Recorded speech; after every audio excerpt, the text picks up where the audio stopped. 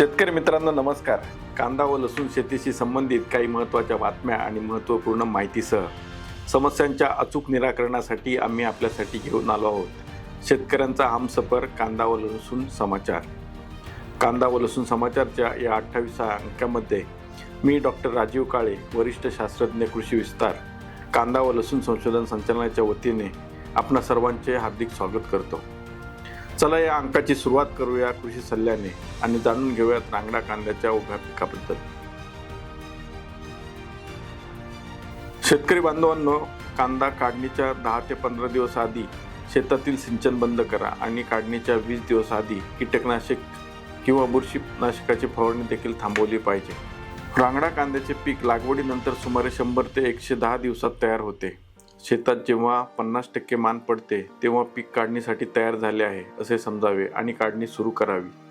जर पीक पक्व होऊनही मान पडत नसेल तर काढणीच्या 5 ते 10 दिवस आधी रिकामा ड्रम कांद्याच्या पातीवर फिरवून मान पाडण्याची प्रक्रिया करावी.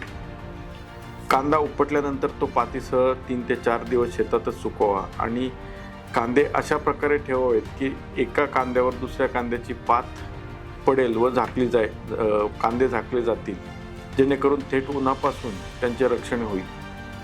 शेत सुकवल्यानंतर कांद्यापासून 2 ते 3 सेंटीमीटर मान सोडून वरचा भाग कापावा आणि नंतर 10 ते 12 दिवस सावलीत सुकवून, जेणेकरून त्याची साठवण क्षमता किंवा टिकवण क्षमता वाढेल. मित्रांनो, आजच्या सविस्तर चर्चेत आपण जाणून घेणार आहोत रब्बी कांदा लागवड तंत्रज्ञानाबद्दल. सर्वप्रथम शेतात खोलवर नांगरणी करावी, जेणेकरून कीड व तणांचा प्रादुर्भाव कमी होतो. जमीन भुसभुशीत होईपर्यंत शेताची चांगली मशागत करावी व बेड तयार करण्यापूर्वी मागील पिकाचे उरलेले अवशेष, तण किंवा दगड काढून टाकावेत. जमीन बांधणी करताना चांगले कुजलेले शेणखत किंवा कोंबड खत किंवा गांडूळ खत 5 टन प्रति हेक्टर या प्रमाणात शेवटच्या नांगरणीच्या वेळी जमिनीत मिसळावे. कांद्याची लागवड ही गादी वाफेवरच करावी, ज्याची उंची 15 सेंटीमीटर, रुंदी 120 सेंटीमीटर व सरासरी 45 सेंटीमीटरची असेल. ठिबक किंवा तुषार सिंचनासाठी रुंद गादी वाफेचे तंत्र उपयुक्त आहे.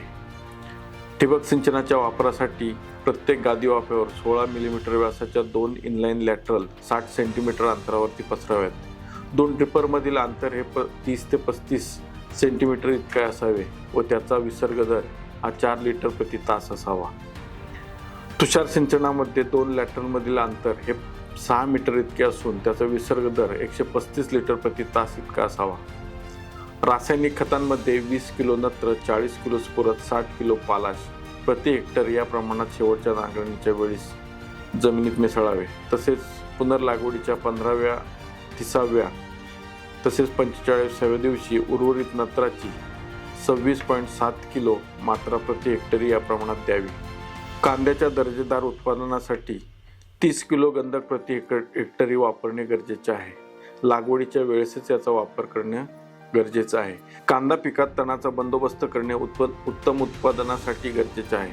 लागवडीपूर्व किंवा लागवड करतेवेळी जमिनीत पुरेसा ओलावा असताना ऑक्सिफ्लोरोफिन 1.5 ते 2 मिली प्रति लिटर किंवा पेंडॅमिथिलिन 3.5 ते 4 मिली प्रति लिटर या प्रमाणात फवारावे.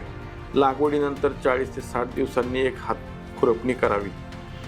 पुनर्लागवडीच्या वेळी रोपांची मुळे कार्बेंडेझिम 1 ग्रॅम प्रति लिटर आणि कार्बोसल्फान 2 मिली प्रति लिटर या द्रावणात 2 तास बुडूनच मगच लागवड करावी. पुनर्लागवडीसाठी 40 ते 45 दिवस वयाच्या रोपांची निवड करावी. कांद्याची लागवड ही 10 बाय 15 सेंटीमीटर अंतरावर करावी व रोपाची लागवड करण्याआधी वरील 1/4 भाग शेंड्याचा कापूनच लागवड करावी. पुनर्लागवडीनंतर लगेचच 3 दिवस आणि त्याच्यानंतर मातीतील ओलीनुसार 7 ते 10 दिवसाच्या अंतराने पिकास पाणी देणे गरजेचे असते. ही झाली रब्बी कांद्याच्या लागवडी संदर्भातील माहिती. चला आता जाणून घेऊयात संस्थेच्या काही महत्त्वाच्या ठळक घडामोडी.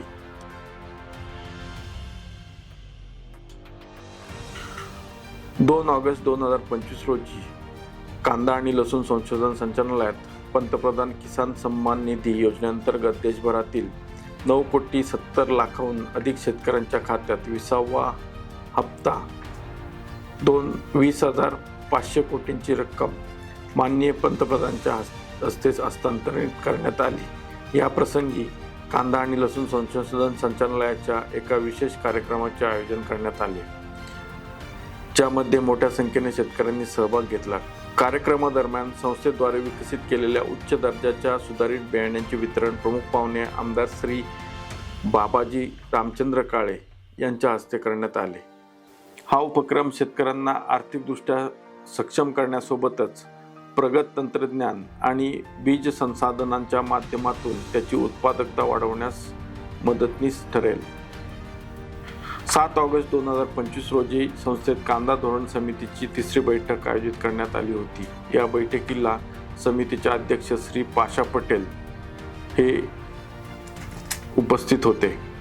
बैठकीचा मुख्य उद्देश कांदा साठवणुकीदरम्यान होणारे नुकसान कमी करणे हा होता। 11 ऑगस्ट 2025 रोजी पुणे येथे भारतातील फलोत्पादन पिकांमध्ये सूक्ष्म अन्नद्रव्य संशोधन आणि वापर यातील अद्ययावत प्रगती या विषयावरती 1 दिवसीय राष्ट्रीय चर्चासत्र आयोजित करण्यात आले होते, ज्यामध्ये संस्थेचे संचालक डॉक्टर विजय महाजन यांचा विशेष सहभाग होता। 79व्या स्वातंत्र्य दिनानिमित्त संस्थेचे संचालक डॉक्टर विजय महाजन यांच्या हस्ते ध्वजारोहण करण्यात आले। या प्रसंगी संस्थेतील सर्व कर्मचारी उपस्थित होते। शेतकरी मित्रांनो, आता वेळ झालेली आहे प्रश्न आणि उत्तरांची। महाराष्ट्रातील नांदेड तालुक्यातील एक शेतकरी श्री हरी चव्हाण यांनी व्हॉट्सअपवरती विचारले की रब्बी हंगामात चांगल्या साठवण क्षमतेसाठी कोणत्या वाणांची निवड करावी।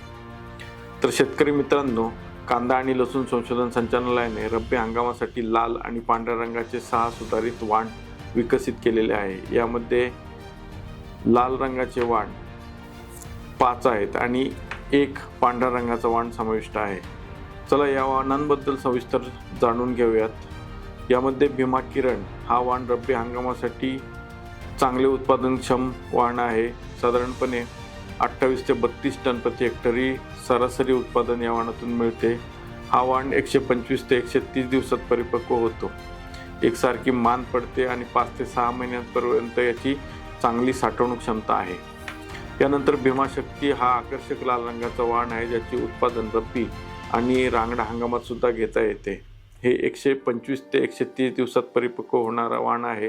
रब्बीमध्ये 30 ते 35 टन प्रति हेक्टरी आणि उशिरा खरीपामध्ये किंवा रांगडा हंगामामध्ये 35 ते 40 टन प्रति हेक्टरी उत्पादन या वाणापासून मिळते। याची 5 ते 6 महिन्यांपर्यंत चांगली साठवणूक क्षमता आहे। यामध्ये एकसारखे मान पडते व काढणीनंतर आकर्षक रंग आपल्याला मिळतो। भीमाराज हा वाण देखील रब्बी हंगामासाठी, खरीप आणि रांगडा हंगामासाठी सुद्धा उपयुक्त आहे। गडद लाल रंग, मध्यम आकाराचा एकलकंद असलेला हा वाण जास्त उत्पादन देतो। 110 ते 120 दिवसात परिपक्व होतो। रब्बी हंगामामध्ये 30 ते 35 टन प्रति हेक्टरी उत्पादन देतो। उशिरा खरीप किंवा रांगडा हंगामात 40 ते 45 टन उत्पादन यापासून मिळते।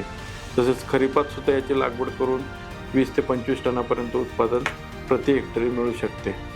भीमा रेड हा वाण देखील तिन्ही हंगामात घेतला जाऊ शकतो। 110 ते 120 दिवसात परिपक्व होतो व रब्बीमध्ये याचं उत्पादन 30 ते 35 टन प्रति हेक्टरी या प्रमाणात मिळते। खरीपमध्ये सुद्धा 20 ते 25 टन प्रति हेक्टरी व रांगडा हंगामात 40 ते 45 टन प्रति हेक्टरी उत्पादन मिळते। सुंदर आकर्षक लाल रंगाचे कांदे आपल्याला बाजारात आकर्षणाचे केंद्र ठरतात। फक्त त्याची साठवणूक क्षमता 3 ते 3.5 महिन्यापर्यंतच आहे। भीमा लाईट रेड हा वाण देखील रब्बी हंगामासाठी चांगला वाण आहे।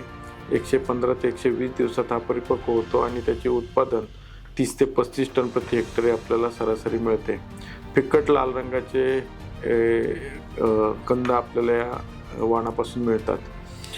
भीमा श्वेता हा पांढऱ्या रंगाचा वाण आहे। रब्बी आणि खरीप हंगामासाठी उपयुक्त आहे। खरीपामध्ये 110 ते 120 दिवसात तयार होतो। तसेच रब्बीसाठी 115 ते 120 दिवसात हा वाण तयार होतो। 26 ते 30 टन प्रति हेक्टरी उत्पादन आपल्याला या वाणापासून मिळते। जर एखाद्या शेतकऱ्याला साठवणुकीच्या उद्देशाने कांदा लागवड करायची असेल तर त्यासाठी भीमा शक्ती, भीमा किरण आणि भीमा लाईट रेड हे 3 वाण साठवणुकीच्या दृष्टीने उपयुक्त आहे। तर शेतकरी बंधूंनो, कांदा व लसूण पिकाशी निगडीत समस्या सोडवण्यासाठी आपण संस्थेचा व्हॉट्सअपवरती सुद्धा किंवा फोनवरती सुद्धा संपर्क साधू शकता. त्यासाठी संस्थेचा व्हॉट्सअप क्रमांक आहे 8459715576.